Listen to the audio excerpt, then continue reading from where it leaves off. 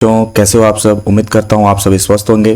पिछले क्लास में हमने जहाँ पर बायोलॉजी के फर्स्ट लेक्चर में जहाँ पर ख़त्म किया था, आज हम लोग वहीं से स्टार्ट करने वाले हैं। यानी कि आज हम लोग पढ़ेंगे बडिंग के बारे में। ये रिप्रोडक्शन इन ऑर्गेनिजम्स का सेकेंड लेक्चर है। अगर आपने अभी तक फर्स्ट लेक्चर नहीं देखा है तो मैं पहले आपको ये रिकमेंड करूँगा कि आप जाकर के फर्स्ट लेक्चर को देखिए, तभी आपको चीज़ें अच्छे से समझ में आएगी। तो आज हम लोग असेक्सुअल रिप्रोडक्शन का जो डिफरेंट मोड्स हैं उनमें सेकंड मोड यानी कि बडिंग के बारे में पढ़ने वाले हैं। So let's start with the definition of budding. Budding obviously सी बात है कि सेक्सुअल रिप्रोडक्शन का एक टाइप है जिसमें वन और मोर यूनिसेलुलर और multicellular outgrowths called buds are formed on और इनसाइड द पैरेंटल बॉडी। ये जो बर्ड है enlarges, develops the parental characters and then separate to lead an independent life. कहने का मतलब कि ऑर्गेनिजम्स से या तो यूनिसेलुलर या मल्टीसेलुलर उनके शरीर से, उनके शरीर के अंग से अलग एक ग्रोथ निकल करके आती है जिसे हम बर्ड्स कहते हैं। और ये बर्ड जो है ये बड़ा होता है, डेवलप होता है और अपने पेरेंट के समान ही कैरेक्टर्स को डेवलप करता है। और जब ये पूरी तरीके से सक्षम हो जाता है तब अपने पेरेंट से अलग होकर के अपनी इंडिपेंडेंट लाइफ को जीता है। जनरली बडिंग किन में देखा जाता है, अकरेंस कहां पर होती है बडिंग की? तो बडिंग जनरली देखा जाता है स्पॉन्जेस जो एक्वेटिक एनिमल्स है जैसे कि स्काइफा में, कोइलिन्ट्रिएट्स जैसे कि हाइड्रा में, एनेलिड्स जैसे कि सिलिस में, टूनिकेट्स जैसे कि साल्पा में, और अमोंग फंगी यानी कि प्लांट किंगडम में फंगी में ये ईस्ट्स में देखने को मिलता है। अब एक एक करके हम डायग्राम में देखेंगे। ये जो डायग्राम आपको स्क्रीन पर दिख रही है जिसको मैं थोड़ा सा जूम कर दूं तो आपके लिए सुविधा होगा देखना। ये आपको एक एक्वेटिक स्पॉन्ज यानी समुद्र में पाया जाने वाला एक स्पॉन्ज आपको दिख रहा है। आप देखेंगे कि इनमें से कोई एक बॉडी जो आपको दिख रही होगी, जो सबसे मैच्योर दिख रहा है, ये आपका पैरेंट बॉडी है। और इसके अलावा ये सब आपको दिख रहे होंगे जो इन एक आउटग्रोथ है जो अभी जो है डेवलप काफी मैच्योर हो चुके हैं, डेवलप होकर के। आपको एक यहाँ पर आप ध्यान से देखोगे कि एक आउटग्रोथ था जो अभी मैच्योरिटी की तरफ जा रहा है, मतलब कि अभी ये डेवलपमेंट स्टेज में है। तो इस प्रकार से स्पॉन्जेस जो हैं ये डेवलप करते हैं। उसी प्रकार से अगर मैं दूसरे डायग्राम की बात करूं, इसको मैं थोड़ा सा जूम आउट कर लेता हूं। ये आपको दिख रहा होगा हाइड्रा में। ये हाइड्रा का बॉडी है। अगर मैं इसको थोड़ा जूम कर देता हूं, अगर आप ये देखेंगे तो ये हाइड्रा की बॉडी है। अब इस हाइड्रा की बॉडी में अगर आप देखेंगे कि आउटग्रोथ निकल के आया गया है जो कि हूबहू हाइड्रा की तरह ही देखने में है। कहने का मतलब जब ये पूरी तरीके से विकसित हो जाएंगे, पूरी पैरेंटल कैरेक्टरिस्टिक्स हाइड्रा की डेवलप इसमें हो जाएगी, तब ये यहाँ से सेपरेट होकर के अपनी इंडिपेंडेंट लाइफ को लीड करेगा। नेक्स्ट अगर मैं डायग्राम बात करूं तो ये आपको दिख रहा है सिलिस का डायग्राम है, जिसमें आपको दिख रहा होगा कि इसको भी मैं थोड़ा जूम कर लेता हूं। इसमें आपको दिख रहा होगा कि ये एक आउटग्रोथ आपको यहाँ पर दिख रही होगी जो कि देखने में लग रहा है बिल्कुल एक ओरिजिनल अपने पेरेंट सिलिस की तरह। यहाँ पर आपको दो दो ऐसे आउटग्रोथ दिख रहे होंगे यानी कि बर्ड्स दिख रहे होंगे। ये समय के साथ डेवलप होंगे, समय के साथ इनमें सारे कैरेक्टरिस्टिक्स अपने पेरेंट की आएगी और जब ये पूर्ण तरीके से डेवलप हो जाएंगे फिर ये अपने पेरेंट बॉडी से अलग हो जाएंगे और अपना इंडिपेंडेंट लाइफ जो है वो लीड करेंगे। ये जो डायग्राम आपको दिख रहा है ये आपका ईस्ट का डायग्राम है। अगर आप ध्यान से देखेंगे तो ये आपका ईस्ट सेल है और इस सेल में अगर आप यहाँ पर देखें एक छोटा सा आउटग्रोथ दिख रहा है आपको। ये आउटग्रोथ जो है वो आपका डेवलप होकर के एक पूर्ण तरीके का बर्ड बन जाता है और इस प्रकार से इस बर्ड से फिर अगेन एक बर्ड, फिर उसके ऊपर एक और बर्ड, और इस प्रकार से चेन ऑफ बर्ड्स जो हैं वो फॉर्म होते रहते हैं। और जब ये सारे बर्ड्स अपने पेरेंट ऑर्गेनिज्म की कैरेक्टरिस्टिक डेवलप कर लेंगे तो ये सारे बर्ड्स जो हैं ये ईस्ट सेल से अलग हो जाएंगे और अपने इंडिपेंडेंट लाइफ को जो है लीड करेंगे। नेक्स्ट हम बात करेंगे कि टाइप्स ऑफ बर्डिंग, यानी कि बर्ड कितने टाइप के होते हैं। तो जनरली जो बर्ड होते हैं वो दो टाइप के होते हैं, जिनमें से पहले टाइप को बर्ड को हम लोग एक्सोजेनस बर्डिंग या एक्सटर्नल बर्डिंग कहते हैं। जिनमें से पहला है एक्सोजेनस बर्डिंग या फिर हम इन्हें एक्सटर्नल बर्डिंग भी कहते हैं, यानी कि इन्हें हम एक्सटर्नल बर्डिंग भी कहते हैं। और दूसरे टाइप का जो बर्डिंग है जिसे हम इंटरनल बर्डिंग या इंडोजेनस बर्डिंग कहते हैं। इंडोजेनस जेनस बडिंग या फिर इसी को इंटरनल बडिंग भी कहा जाता है। इसी को इंटरनल बडिंग कहा जाता है।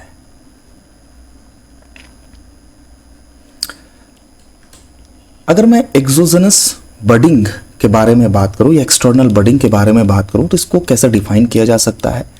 If the bud is formed on the outer surface of parental body then it is called exogenous budding. प्रत्येक बड जो कि किसी पैरेंट बॉडी के बाहर से आपको आकृति दिखाई देगी, बड बाहर की तरफ फॉर्म होते हैं, अंदर की तरफ फॉर्म नहीं होते हैं। इस तरह के जो बड है या जो आउटग्रोथ है उसे हम लोग एक्सोजेनस बडिंग या एक्सटर्नल बडिंग कहते हैं। ईच बड जो है वो बड़ा होता है, enlarges, develops the parental characters and then separates to lead an independent life। और इसका एग्जाम्पल हाइड्रा, स्काइफा जो ऊपर के डायग्राम में मैंने आपको दिखाए हैं। नेक्स्ट अगर मैं बात करूं इंडोजेनस बडिंग या इंटरनल बडिंग की, तो अगर बर्ड्स जो है वो पैरेंटल बॉडी के अंदर में फॉर्म करे, बाहर से कोई आउटग्रोथ दिखाई ना दे, तो इस तरह के बडिंग को हम लोग इंडोजेनस बडिंग कहते हैं। इसका एग्जाम्पल होता है स्पॉन्जिला में आपको ये देखने को मिलता है जो एक एक्वेटिक एनिमल्स है। नेक्स्ट मैं बडिंग के बारे में कुछ खास बातें हैं जो आपको ध्यान में समझना होगा कि खास तरह की बडिंग होती है जिसमें बहुत सारे बर्ड्स अंदर की तरफ यानी इंडोजेनस बर्ड्स फॉर्म होते हैं ऑर्गेनिजम्स में, जिसे गेम्यूल्स कहते हैं। प्रत्येक गेम्यूल जो होते हैं ये अनडिफरेंशिएटेड सेल से बने होते हैं। अनडिफरेंशिएटेड सेल्स कहने का मतलब ऐसे सेल्स जिनके स्ट्रक्चर क्लियर नहीं है, जिनका फंक्शन क्लियर नहीं है, बस एक मास के रूप में ये विकसित होते हैं और इन्हें हम लोग आर्कियोसाइट्स कहते हैं।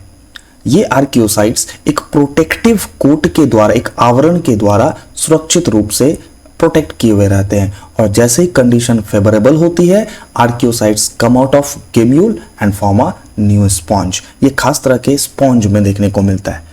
अगर मैं डायग्राम में समझाऊं तो अगर आप ये देख रहे हो तो ये गेम्यूल का एक डायग्राम है। यहाँ अगर आप ध्यान से देखें ये आपको एक पाइप नुमा संरचना दिख रही होगी जहां पर ये जब ये आर्कियोसाइट्स जब डेवलप हो जाते हैं, ये बडिंग जब डेवलप हो जाते हैं तब ये इस माइक्रोपाइल के थ्रू ये बाहर निकल करके आते हैं। ये आपका इनर मेम्ब्रेन दिख रहा है जहां पर ये बड्स डेवलप हुए हैं। ये सारे आर्कियोसाइट्स आपको दिख रहे हैं। ये आउटर मेम्ब्रेन है, ये इनका बाहरी कवच है जो कवच के रूप में काम करता है। जैसे ही अनफेवरेबल कंडीशंस खत्म होती है, फेवरेबल कंडीशंस आता है, ये फिर इनसे बाहर निकल आते हैं। और ये आपका गेम्यूल का डायग्राम था। दूसरी खास बात है बाइनरी फ्यूजन के बारे में कि ये जो दूसरी खास बात है इस बडिंग के बारे में कि identity of the parent body in budding is retained after reproduction. हमने पिछले लेक्चर में देखा था कि बाइनरी फ्यूजन में आपका एक ऑर्गेनिज्म का जो सेल है वो दो आइडेंटिकल डॉटर सेल्स में डिवाइड हो जाते हैं और कुछ भी पेरेंट बॉडी के साथ नहीं बचता है। लेकिन इस वाले मोड ऑफ असेक्सुअल रिप्रोडक्शन में आपकी पेरेंट बॉडी की जो आइडेंटिटी है वो सुरक्षित रहती है, यानी पेरेंट अपनी बॉडी में सुरक्षित रहते हैं। पेरेंट का कोई भी यहां पर नुकसान नहीं होता है, पेरेंट सुरक्षित रहता है बिल्कुल। यानी कि बाइनरी फ्यूजन और बडिंग में यही फर्क होता है। बाइनरी फ्यूजन में पेरेंट डिसअपीयर हो जाते हैं लेकिन बडिंग में पेरेंट बॉडी सुरक्षित रहता है। Next mode of asexual reproduction जो है उसे हम फ्रैगमेंटेशन कहते हैं।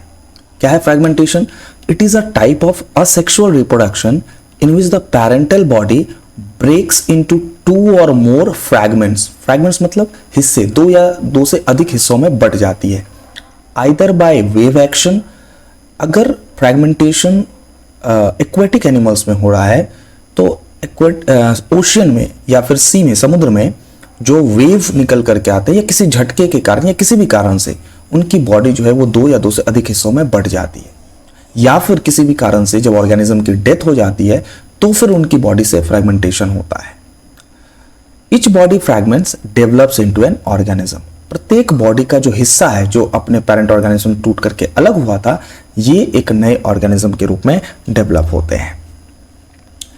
फ्रैगमेंटेशन जनरली कुछ फ्लैटवर्म्स में देखने को मिलते हैं, एग्जाम्पल के तौर पर जैसे कि माइक्रोस्टोमा में देखने को मिलते हैं, कुछ कोइलेंट्रिएट्स में देखने को मिलते हैं, कुछ एकिनोडर्म्स में देखने को मिलते हैं, जैसे कि स्टारफिश में देखने को मिलते हैं। नेक्स्ट टाइप का जो असेक्सुअल रिप्रोडक्शन का मोड हम लोग डिस्कस करेंगे, that is called spore formation या फिर स्पोरुलेशन।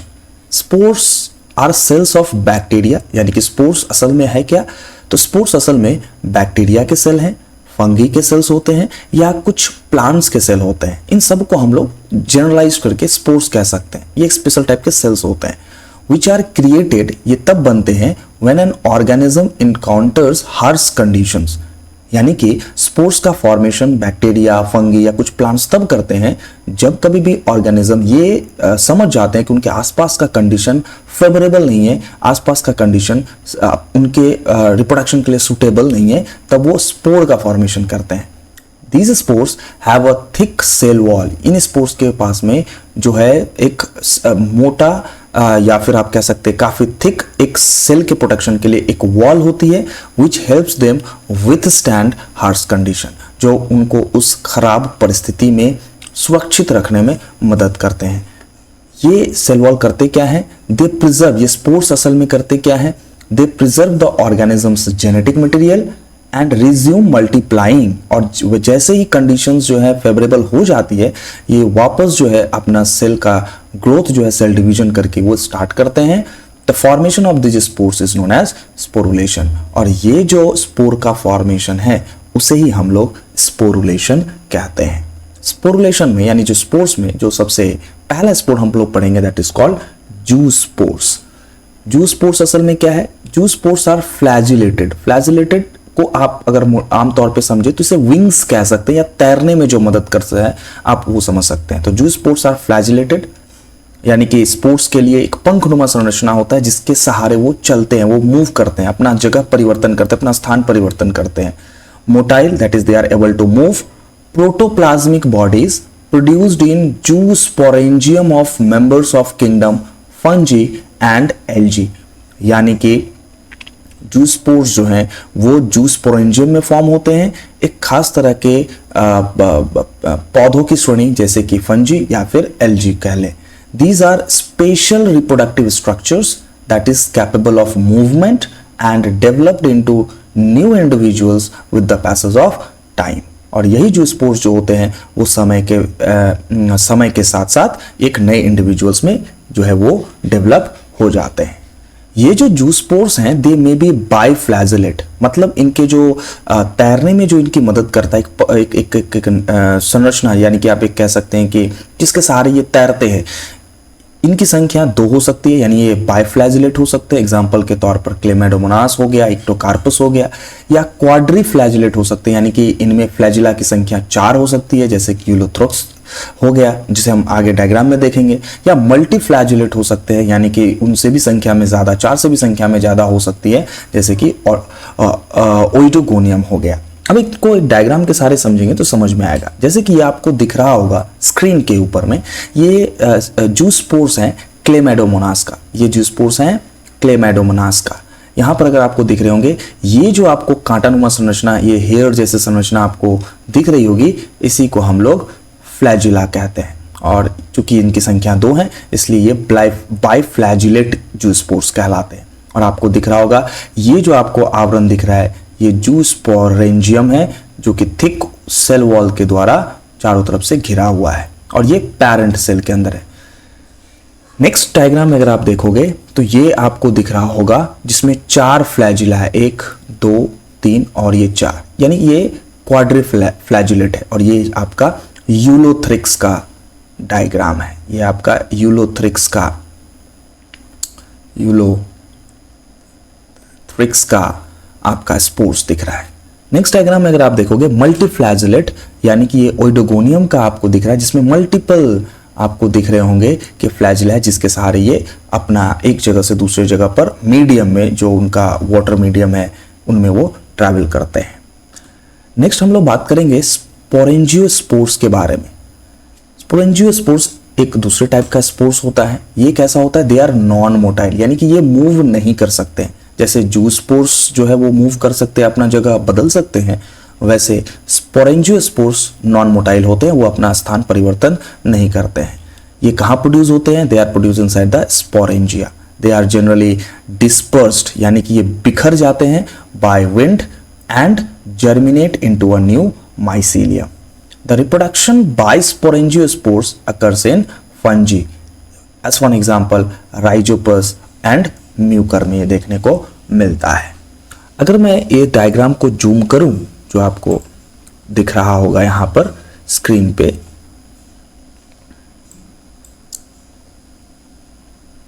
यहां पर, तो ये आपका राइजोपस का डायग्राम दिख रहा है, जहां पर ये आपका स्पोरेंजियम है।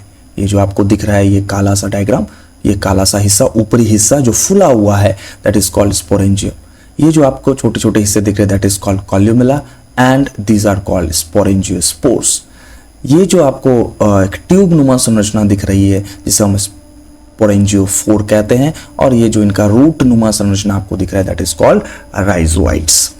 तो इस प्रकार से हमने यहाँ पर देखा स्पोरेंजियोस्पोर्स कैसे होते हैं, जो कि विंड के साथ, चूंकि इनमें फ्लैजिलेट ये नहीं होते हैं, ये खुद मूव नहीं कर सकते हैं, तो इन्हें किसी थर्ड पार्टी की जरूरत पड़ती है, थर्ड चीज़ों की जरूरत पड़ती है अपना जगह परिवर्तन करने के लिए, यानी कि ये विंड के सहारे स्थान परिवर्तन करते हैं।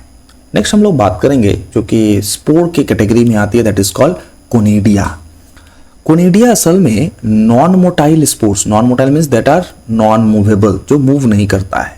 तो conidia are non motile spores produced exogenously, यानी कि इंटरनली नहीं बल्कि एक्सटर्नली प्रोड्यूस होते हैं at the tips of spherical hyphal branches known as conidiophores of the fungi.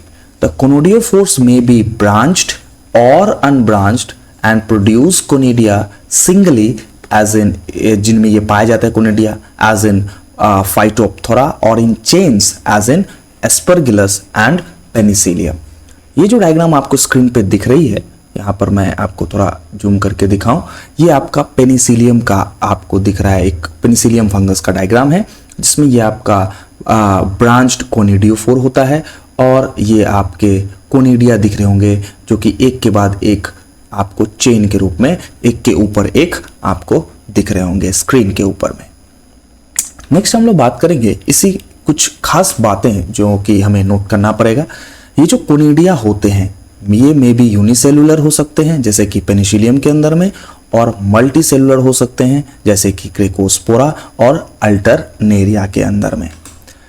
ये कोनिडिया जो है, they may germinate directly to produce mycelium और may produce zoospores which upon germination produce mycelium, यानी कि conidia directly जो है mycelium produce कर सकता है, या ये पहले जूस्पोर प्रोड्यूस करेंगे जो फिर जर्मिनेट होकर के माइसीलियम प्रोड्यूस करेंगे। एग्जाम्पल के तौर पर जो पहले जो है जूस्पोर प्रोड्यूस करते हैं फिर माइसीलियम प्रोड्यूस करते हैं, उनका एग्जाम्पल है albugo. Next mode of asexual reproduction is regeneration. Regeneration का डेफिनेशन अगर हम देखें यानी रीजनरेशन का समझे, तो when an animal that is capable of regeneration loses a body part, जब अपने बॉडी का कोई भी हिस्सा वो लूज कर देते हैं, खो देते हैं, या किसी भी कारण से उनका हिस्सा, उनके बॉडी का पार्ट अलग हो जाता है, it can grow a replacement part. वो अपने पार्ट, अपना जो लॉस्ट बॉडी पार्ट है, उनको वापस वो ग्रो कर सकते हैं। If the lost body part contains enough genetic information from the parent, it can regenerate into an entirely new organism. वो जो लॉस्ट बॉडी पार्ट है उसके अंदर में अगर इनफ जेनेटिक इंफॉर्मेशन है पेरेंट का, तो वो पूरी तरीके से लॉस्ट बॉडी पार्ट जो है वो एक इंटायरली न्यू ऑर्गेनिज्म में जनरेट हो सकता है। कुछ ऑर्गेनिजम्स में देखने को मिलते हैं जैसे कि इकिनोडर्म्स में, जैसे कि हाइड्रा में, और कुछ एग्जाम्पल्स हैं ये, जैसे इकिनोडर्म्स एंड जैसे कि मैंने स्टारफिश की बात किया, इकिनोडर्म्स आपके स्टारफिश के, इकिनोडर्म्स के अंतर्गत आपके स्टारफिश आते हैं, एंड हाइड्रा के अंदर में ये देखने को मिलता है, यानी ये रीजनरेशन के द्वारा रिप्रोड्यूस कर सकते हैं। यानी कि हाइड्रा जो है दैट इज कैपेबल ऑफ कई mode of several modes of asexual reproduction. Next हम लोग बात करेंगे vegetative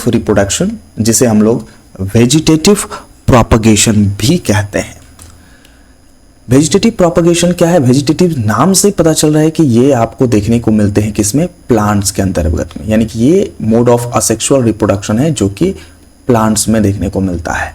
it is a type of asexual reproduction in which a portion यानी कोई हिस्सा और fragment of the plant body functions as a propagule. Propagule मतलब प्रोपगेट करने वाला अंग, and develops into a new individual possessing exactly the same characteristics of the parent plant। अब हम बात करेंगे कि वेजिटेटिव प्रोपगेशन या वेजिटेटिव रिप्रोडक्शन को नेचुरल मेथड से भी होता है, यानी ये अपने आप करते हैं, इसमें किसी ह्यूमन का इंटरफेयर देखने को नहीं मिलता, इंटरफेरेंस देखने को नहीं मिलता है। और दूसरा होता है जिसमें ह्यूमन इंटरफेरेंस देखने को मिलता है, that is called artificial method of vegetative propagation. So let's discuss about natural method of vegetative propagation. अब वेजिटेटिव प्रोपगेशन बाय रूट्स, जड़ के माध्यम से कैसे वेजिटेटिव प्रोपगेशन होता है? तो the roots of some plants develop adventitious buds. Adventitious buds का मतलब होता है कि कुछ बर्ड्स ऐसे जगह से निकलते हैं जहां से कोई इमेजिन भी नहीं कर सकता कि बर्ड वहां निकलना चाहिए। तो जब कभी भी बर्ड्स जो हैं वो अपने अनएक्सपेक्टेड प्लेस से जर्मिनेट होते हैं, निकलते हैं, तो ऐसे बर्ड्स को हम लोग एडवेंटिटियस बर्ड्स कहते हैं। एग्जाम्पल के तौर पर जिसे हम डालबर्जिया सिसो, जैसे हम सीसम कहते हैं, ग्वावा हो गया, पॉपुलर्स हुआ, अल्बिजिया लबेक हो गया, मुरैया हो गया। Some tuberous adventitious roots beside possessing adventitious buds also contain sufficient quantities of foods, यानी कि एडवेंटिटियस बर्ड्स के अलावा ये प्रचुर मात्रा में फूड भी स्टोर करके रखते हैं, जैसे कि दालिया हो गया, स्वीट पोटैटो हो गया, etcetera. These buds grow and form new plants, जिसे हम स्प्राउट्स कहते हैं, under suitable conditions. These sprouts can be separated from the parent plant and when planted in other areas new plants are formed. अब ये जो अगर मैं आपको डायग्राम पे थोड़ा सा दिखाऊं, अगर मैं आपको डायग्राम में दिखाऊं ये वाला, यहां पर मैं थोड़ा जूम कर देता हूं आपको ताकि समझ में आए। ये आप देख पा रहे होंगे स्क्रीन के ऊपर में, ये आपका मेन प्लांट है और ये इसका रूट है। अगर आप ध्यान से समझिए कि इस रूट से एक नया प्लांट, एक नया बर्ड, एक कली आपको खिलती हुई दिख रही है यहाँ पर। मतलब रूट से ये जो आपको दिख रहा है यहाँ पर बर्ड एक्सपेक्टेड नहीं है खिलना, क्योंकि बर्ड आपके खिलनी चाहिए स्टेम पोर्शन में, लेकिन अनएक्सपेक्टेड जगह से बर्ड यहाँ से निकला है, इसलिए इस बर्ड को हम लोग एडवेंटिटियस बर्ड कहेंगे। नेक्स्ट डायग्राम अगर आप देखेंगे, जैसे कि स्वीट पोटैटो का है, यहाँ से अगर आप ध्यान से समझेंगे तो यहाँ पर आप देखेंगे कि इनमें आपका ये जो एडवेंटिटियस बर्ड के अलावा ये कितने बल्बस है, यानी फूले हुए पोर्शंस है, यानी कि इनमें प्रचुर मात्रा में फूड भी स्टोर किया हुआ है। वहीं अगर मैं नेक्स्ट बात करूं, ये आपका जो है दहलिया का रूट है, जो आप देख रहे हैं बिल्कुल स्वीट पोटैटो की तरह ही ये काफ़ी ट्यूबरस हैं, यानी फूले हुए हैं, और इनमें प्रचुर मात्रा में फूड स्टोर रहता है। नेक्स्ट अगर मैं बात करूं वेजिटेटिव प्रोपगेशन बाय स्टेम्स, तने के द्वारा। स्टेम जब मॉडिफाइड हो जाते हैं तो उन्हें अलग अलग नाम से हम लोग बुलाते हैं, यानी स्टेम जब स्टेम नहीं रहता, जब वो मॉडिफाइड हो जाता है तो उन्हें हम अलग नाम से बुलाते हैं, जैसे कि जिनमें से पहला है हमारा राइजोम। राइजोम क्या है? It is a branched underground stem that swells up मतलब फूल जाता है, due to storage of food, and runs horizontally and has the ability to produce root and shoot systems in plants. It is found in ginger, turmeric, sugarcane, banana, bamboo, etc. अब यहाँ पर अगर आप ध्यान से देखें तो ये आपका जो है जिंजर का आपको स्टेम दिख रहा होगा, ये आपका स्टेम सेगमेंट्स है जहां से रूट आपका फॉर्म हो रहे हैं, और यहां से आपके सूट सिस्टम। तो राइजोम जो होते हैं वो रूट सिस्टम और सूट सिस्टम दोनों फॉर्म करने के काबिल होते हैं। यही सेम डायग्राम आपको यहां पर दिख रहा होगा। अगर मैं इसको जूम कर दूं और अच्छे से आपको विजिबल होगी, यहां पर आपको दिख रहा होगा ये आपका मॉडिफाइड स्टेम है, राइजोम है जो हॉरिजॉन्टली रन कर रहा है, और यहाँ से shoot system and root system जो है वो देखने को मिल रहा है, यानी कि ये टर्मरिक का आपका ये आपको डायग्राम है। नेक्स्ट अगर मैं बात करूँ ये शुगर केन यानी कि गन्ने का अगर आप डायग्राम देखें तो यहाँ भी आपको स्पष्ट रूप से दिख रहा होगा कि ये आपका मेन स्टेम है, जहाँ से आपके यहाँ से ये आपके रूट एंड शूट सिस्टम यानी एडवेंटिटियस बर्ड्स जो है वो खिलते हुए दिख रहे हैं। नेक्स्ट स्टेम ट्यूबर यानी कि ये भी मॉडिफाइड स्टेम ही है, यानी कि stem tubers are bulbous, bulbous मतलब फूला हुआ, swollen modified stem that grow underground and bears a number of nodes or eyes. Each eye bears one or more buds. New plants are produced from the buds on the eyes. Example potatoes, jicama, sunchokes and yams etc. अब diagram अगर आप समझे कि ये आपका एक आलू का डायग्राम है, पोटैटो का एक फोटो है, जहां पर आपको दिख रहा होगा, इस अगर मैं इसको थोड़ा जूम कर दूं तो आप देख पा रहे होंगे कि पोटैटो के अंदर में यहाँ पर छोटे छोटे जो है वो बड निकल करके आते हैं, जिन्हें हम आई कहते हैं। ये आपका जो पोर्शन है जहाँ से बड निकल करके आते हैं उस पोर्शन को हम लोग बड जो है वो आई कहते हैं। नेक्स्ट अगर डायग्राम देखा जाए तो ये आपको दिख रहा होगा, ये जिकामा का आपका डायग्राम है, जिसमें आप देख पा रहे हैं कि ये इसमें से ये काफ़ी सोलन पार्ट है, बल्बस है, मॉडिफाइड स्टेम है और जो है यहाँ से आपका बर्ड निकल करके आता है जो कि एक न्यू प्लांट को जन्म देने में सक्षम है। नेक्स्ट आप देख लें, सेम डायग्राम आपको दिखेगा कि यहाँ भी सनचोक्स अगर आप देखेंगे तो ये सोलन पार्ट है और इसमें से आपको कई सारे जो है रूट्स आपको देखने को मिलेंगे। नेक्स्ट अगर आप देखेंगे that is modified stem runners. Runners असल में देर आर एरियल मतलब हवा में, वीक स्टेम दैट इज सैनोडॉन यानी कि दूब, यानी कि आपके बगीचे में आपके घर के आसपास में अगर मिट्टी है तो वहाँ पर जो है ये दूब ग्रास उग जाती है। एंड वुड सॉरेल जैसे कि Oxalis when touches the ground gives off adventitious roots at nodes. When older part of plant die the branches separate from the parent plant and form independent plants. यहाँ पर आप देखें diagram में स्पष्ट हो जाएगा कि ये ऑक्सालिस का आपका ये डायग्राम है, जिसमें ये जो आपको हिस्सा दिख रहा है दैट इज कॉल्ड रनर। ये जो हॉरिजॉन्टल तना आपको दिख रही है दैट इज कॉल्ड रनर, और यहाँ से आपको बर्ड्स खिलते हुए दिख जाएंगे। So all these are adventitious buds जो कि रूट और शूट सिस्टम यानी कि टोटली एक न्यू ऑर्गेनिज्म को जन्म देने में सक्षम है। ऑक्सालिस का ये तो आपका डायग्रामेटिक व्यू था, और ये अगर देखेंगे तो ये आपका रियल लाइफ ऑक्सालिस है। वही चीज आप देखिए यहाँ पर आप मैं दिखा दूं इस डायग्राम में, ये जो हिस्सा देख रहे हैं आपका ये this is called runner, this is called runner. Next अगर आप देखें तो ये दूब ग्रास का डायग्राम है, अगर आप ध्यान से देखें तो ये इसका रनर कहलाता है। ये फाइब्रस और एडवेंटिटियस जो है इसका ये रूट्स निकल करके आ रहे हैं और ये ग्रीन लीव्स जो होते हैं वो देखने को मिलता है। नेक्स्ट हम लोग बात करेंगे वेजिटेटिव प्रोपगेशन बाय लीफ, यानी कि पत्तियों के द्वारा वेजिटेटिव प्रोपगेशन कैसे होता है। Some plants produce adventitious buds on their leaves such as bryophyllum, begonia, streptocarpus, kalanchoe, saintpaulia etcetera, ये सारे पौधे के नाम हैं। In bryophyllum notched margin of leaves यानी कि पत्तियों के किनारे जो मार्जिन है वहां से दे beer adventitious birds. These birds usually remain dormant, मतलब कि ये सुसुप्त अवस्था में रहते हैं, छिपे हुए रहते हैं, निकल कर बाहर स्पष्ट रूप से नहीं निकलते हैं जब तक कि ये लीफ अपने पेरेंट प्लांट से अटैच रहता है। जैसे ही however the leaves when the leaves come in contact with moist soil, यानी कि जैसे वो जो लिव्स है वो अपने पेरेंट प्लांट को छोड़ करके जब गिरती है मॉइस्ट सॉइल के कांटेक्ट में आती है तो उनसे छोटे छोटे जो प्लांटलेट्स है वो निकल करके आते हैं। अब इसे डायग्राम में स्पष्ट रूप से देखिए, ये इसका डायग्रामेटिक व्यू है बायरोफाइलम का। आप देख रहे हैं कि पत्तियों के किनारे किनारे ये जो मार्जिन है यहाँ पर आपको ये छोटे छोटे आपको प्लांटलेट्स डेवलप होते हुए दिखेंगे। अब इसका रियल लाइफ का आप डायग्राम यहां पर देख ले, अगर मैं इसको जूम कर दूं,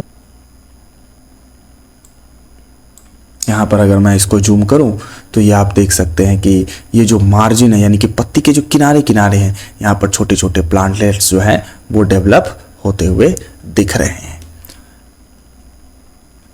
नेक्स्ट हम लोग बात करेंगे that is artificial methods of vegetative propagation. Artificial methods of vegetative propagation provide an excellent methods of propagating the desirable varieties of plants economically with least attention and comparatively in shorter time. Some common and important artificial or horticultural methods of vegetative propagation are cutting. Cutting जो है असल में separated portion of root, stem और leaf है। Sugar cane, roses, citrus, duranta, grapes, cocoa, bougainvillea and many other plants जो है are largely and rapidly propagated by stem cuttings. अब cutting होता कैसे इसके बारे में अगर थोड़ा ध्यान से देखें तो cutting is put into the soil, यानी कि पौधे का कुछ हिस्सा, चाहे वो रूट हो, चाहे लीफ हो, चाहे स्टेम हो, उसे हम लोग पेरेंट प्लांट से कट कर लेते हैं और उसे सॉइल में डाल देते हैं। और care is taken that nodes which were lower in parent plants are put in the soil. और जब अगर आप कट करते हैं उसमें अगर वो स्टेम का हिस्सा है तो उसमें नोड्स अगर हैं तो कोशिश करेंगे कि नेचुरली जो नोड नीचे की तरफ था वो नीचे की तरफ ही रहे, इस बात का ध्यान रखा जाता है। While morphologically higher nodes are kept up, adventitious roots are given off मतलब they are adventitious roots are वहां से जो है दे आर जर्मिनेट, वहां से वो निकलना स्टार्ट करते हैं। कहां से? Generally at the lower nodes. Nowadays आज के समय में स्पेशल ग्रोथ हार्मोन्स, यानी कि एक स्पेशल ग्रोथ हार्मोन जैसे कि इंडोल एसिटिक एसिड, IBA यानी कि इंडोल ब्यूटायरिक एसिड, NAA यानी कि नैप्थलीन एसिटिक एसिड जो है वो भी कटिंग पर अप्लाई किया जाता है काफी कम मात्रा में to the lower end of stem cuttings. Such application of hormones lead to the quick formation of adventitious roots. अगर आप इस डायग्राम में ध्यान से देखें तो यहां पर जो है वो रोज का यानी कि गुलाब के पौधे का स्टेम का एक हिस्सा कट करके पेरेंट प्लांट से यहाँ पर उसे सॉइल में डाल दिया गया है, बोया गया है, जहां से कुछ दिनों के बाद में अच्छे देखभाल के बाद में यहाँ से जो है वो एक नया जो है स्टेम पोर्शन यानी कि पत्तियां वगैरह अंकुरित होना स्टार्ट हो गई, जो कि बाद में जाकर के एक सुंदर फूल में यानी कि वो पूर्ण तरीके से वो परिणत हो गई एक रोज के पौधे में। उसी प्रकार से यहाँ पर अगर आप देख सकते हैं कि बहुत सारे कटिंग्स जो हैं वो लगाए गए हैं, जो कि एक समय के बाद में जो है वो पूर्ण तरीके से एक नए पौधे के रूप में विकसित हो जाएंगे। अच्छा, यहाँ पर अगर आप ध्यान से देखें तो ये जो है लीव्स को as a cutting part use किया गया है। यहाँ पर आप देखें कि एक लीव्स को यहाँ से पेरेंट प्लांट से अलग कर दिया गया है, जिनके उचित रखरखाव के बाद में ये जर्मिनेट होना स्टार्ट हो गया। यहाँ पर देख सकते हैं कि ये आपका रूट सिस्टम जो है वो निकलना स्टार्ट हो गया और इसी रूट सिस्टम से एक पूरा प्लांट जो है वो निकलना डेवलप होना स्टार्ट हो गया है। तो इस प्रकार से जो है कटिंग से जो है वो वेजिटेटिव प्रोपगेशन होता है। नेक्स्ट हम लोग पढ़ने वाले हैं ग्राफ्टिंग। ग्राफ्टिंग क्या है? तो ग्राफ्टिंग जनरली परफॉर्म किया जाता है between two plants of closely related varieties, यानी कि दो प्लांट जो एक ही किस्म के हैं, एक ही प्रजाति के हैं, उन्हीं में ये सक्सेसफुल होता है। जैसे कि मैंगो का मैंगो के साथ ही, हाँ ये हो सकता है कि एक मैंगो जिनका रूट सिस्टम वीक है और एक जिनका स्टेम सिस्टम वीक है, इन दोनों को हम लोग यहाँ पर ग्राफ्टिंग के माध्यम से प्रोपगेट करवा सकते हैं। The plant of which the root system is taken is called stock and the other of which shoot system is taken is known as scion, यानी कि जिनका रूट सिस्टम लिया जाता है, जिनकी जड़ की हिस्से ली जाती है उसे हम लोग स्टॉक कहते हैं, और जिनके तने वाले हिस्से लिए जाते हैं उसे हम लोग सायन कहते हैं। Stock usually bears strong root system. Generally जो स्टॉक उन्हीं पौधों का चुना जाता है जिनकी रूट सिस्टम काफी मजबूत हो, जैसे कि देसी मैंगो, देसी आम के पौधे। And scion has a desired variety of flowers या फ्रूट्स, और सायन उसी का लिया जाता है जिसका या तो फ्लावर अगर आपको चाहिए, अगर फ्लावर का कोई पौधा है तो लेकिन उसकी रूट सिस्टम काफी वीक है तो आप उसके जो है सूट सिस्टम ले लीजिए और मजबूत रूट सिस्टम वाले जो पौधा है उसके ऊपर में ग्राफ्टिंग कर दीजिए, जैसे कि देसी मैंगो की रूट सिस्टम काफ़ी स्ट्रांग होती है और वहीं पर दशहरी मैंगो का स्वाद काफ़ी अच्छा होता है। तो हम लोग क्या कर सकते, लेकिन इसका जो रूट सिस्टम है वो काफ़ी वीक होता है। तो हम दशहरी मैंगो जिसका रूट सिस्टम वीक है उसे मजबूती प्रदान कर सकते हैं ग्राफ्टिंग के द्वारा, हम देसी मैंगो के रूट सिस्टम को लेकर के। But with a weak root system the success of the grafting mostly depends upon the union of the vascular tissues of scion and stock which result in organic connection between the. अब ये grafting success होगा कि नहीं, ये totally depend करता है कि जो साइन और स्टॉक लिए गए हैं उनके वैस्कुलर टिश्यूज कितने अच्छे से कनेक्ट कर पाए हैं। इसके बाद the cut surfaces should be held together tightly by wrapping, nailing और सम सच मेथड, यानी कि स्टॉक और साइन को एक दूसरे के साथ कांटेक्ट में लाकर मजबूती से या तो रैप कर दिया जाता है या उन्हें कील ठोक करके उन्हें एक दूसरे के साथ टिका कर रखी जाती है, या ऐसे कोई मेथड को अपनाया जाता है। ऑल शूट्स स्प्राउटिंग, मतलब जिनसे कलियां निकलती है, पेड़ पौधे निकलते हैं जो अंकुरित हो गए। All shoots sprouting from the stock should be removed, यानी कि जो स्टॉक थे उसमें से जो भी सूट्स या जो भी पत्तियां या जो भी कुछ निकल रही उन्हें समय समय पर हमें हटाना पड़ता है, रिमूव करना पड़ता है, क्योंकि हमें सिर्फ स्टॉक का जो है वो सूट यानी कि रूट सिस्टम से मतलब है। हमें उनके जो प्रोडक्ट है यानी कि फ्लावर और फ्रूट्स है, हमें उनसे कोई मतलब नहीं है, हमें साइन के फ्रूट और फ्लावर से मतलब है। तो हम कोशिश करेंगे कि जो स्टॉक का स्प्राउटिंग है यानी कि जो पत्तियां निकल रही है उनसे जो चीज़ें निकल रही हैं उन्हें बार बार रिमूव किया जाए, ताकि वो रिसोर्सेज का, प्लांट के रिसोर्सेज का, न्यूट्रिशन का जो है वो लॉस ना हो सके और पूरी तरीके से वो नर्चर कर सके, पालन पोषण कर सके सायन का। अदरवाइज अगर ऐसा नहीं किया गया तो otherwise they will not permit the scion to grow. यहाँ पर अगर आप डायग्राम में देखें तो ये ग्राफ्टिंग का एक टेक्निक दिख रहा है। यहाँ पर आप देख रहे हैं कि एक पतला सा नुकीला नुमा ये ऊपरी हिस्सा ये आपका सायन कहलाता है, और ये आपका निचला हिस्सा जो है जिसका जड़ लिया जाता है यानी कि रूट सिस्टम लिया जाता है उसे स्टॉक कहते हैं। फिर इन दोनों को एक दूसरे में डाल करके इन्हें बांध दिया जाता है और इस प्रकार से रैप करके रखा जाता है और प्रॉपर केयर के साथ में ये समय के साथ डेवलप होते हैं। यहाँ पर अगर आप डायग्राम को देखें, इस डायग्राम को अगर आप देखें, मैं अगर जूम कर देता हूँ तो यहाँ पर ग्राफ्टिंग के माध्यम से ही ये आपको दिख रहा होगा, ये एक रूट सिस्टम था और यहाँ से एक ग्राफ्टिंग के माध्यम से ये आपको हिस्सा कट वाला हिस्सा दिख रहा होगा, यहाँ से निकल गया एक नया पौधा जो है, एक प्लांट जो है वो डेवलप हुआ है और जा करके लास्ट में अंत में ये इस प्रकार से एक पूरी तरीके से एक नए एक प्लांट ऑर्गेनिज्म में डेवलप हो जाता है। तो बच्चों आज हम लोग यहीं तक लेक्चर को रखते हैं। नेक्स्ट क्लास में हम लोग स्टार्ट करेंगे बर्डिंग के साथ। That's all for today. Thank you very much.